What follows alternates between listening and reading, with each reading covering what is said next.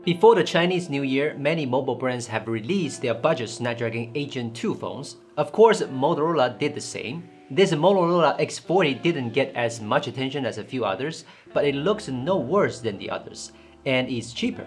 So how does X40 perform in this price range? After watching this video, you will find out. Our X40 is made of black frosted material, which is very smooth to the touch. Plus, this quad curved screen on the front looks square but feels like a pebble. Although it feels great in your hand, it's still recommended to wear a case if you don't want to drop your phone. The camera module uses a curved protective glass because it does not do anything for normal use, so this design is just because it looks good. Stereo dual speakers, NFC, and even IP68 are all there. Especially this full-function Type-C port not only support USB 3.2 Gen 1, but also support video output. This USB-C port puts many more expensive phones to shame. The protective glass of this screen is quad curved. While it sounds similar to the one of the Mi 11 Ultra, the details are usually different. The upper bezel is not extremely narrow, and the upper and lower bezel curves are smaller and almost invisible, so you can just use it as a normal curved screen. Display specs are not great or bad in the same price range. The refresh rate is relatively high, which is the only advantage. So users with the higher screen requirements should probably consider iQOO 11 or Redmi K60. Motorola's performance has always been outstanding. The score also shows that it is not much different from other 8 Gen 2 phones. However, through CPU throttling tests, we can see that it is not as stable as other 8 Gen 2 phones we have tested before. This result also appears on more stressful games. Genshin Impact, for example, performed relatively stable in the first half, but started to have a frame rate fluctuation in the second half.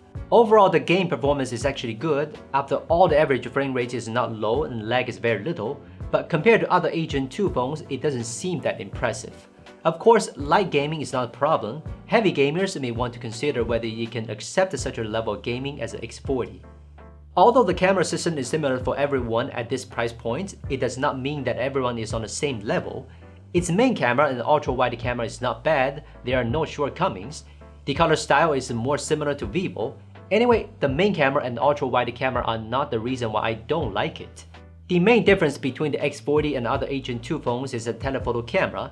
Not only is there a lack of clarity, but excessive sharpening effect makes the photos look fake. If you shoot an object with a lot of detail, such as the leaves on a tree, then the photo will be ruined by the sharpening effect. The good news is that the night mode doesn't have this problem. Since there's no OIS, your hand must be very steady or you will easily get such blurry photos.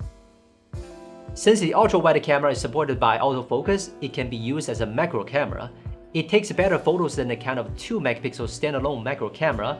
Even the hairs on the keyboard can be seen. The X40 front camera is a great performer. Even in the backlit scenes at night, it can take detailed selfies. And it supports 4K 60fps video recording specs. It makes Xiaomi 13 and iQOO 11, which are more expensive than it, ashamed of themselves.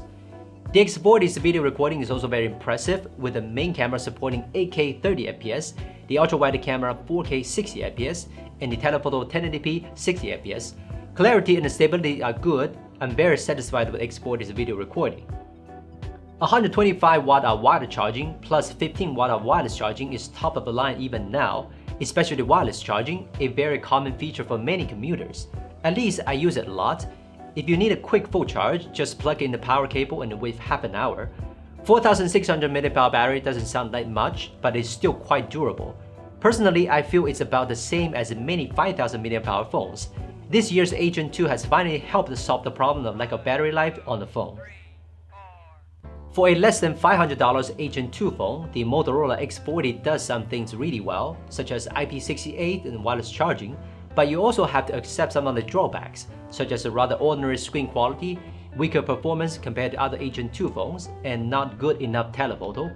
If you're not in a hurry to buy a phone, check out the Redmi K60 series and Nubia Z50 review, both of which are strong competitors to X40. I'm Will from Gizmochina. We'll see you next time.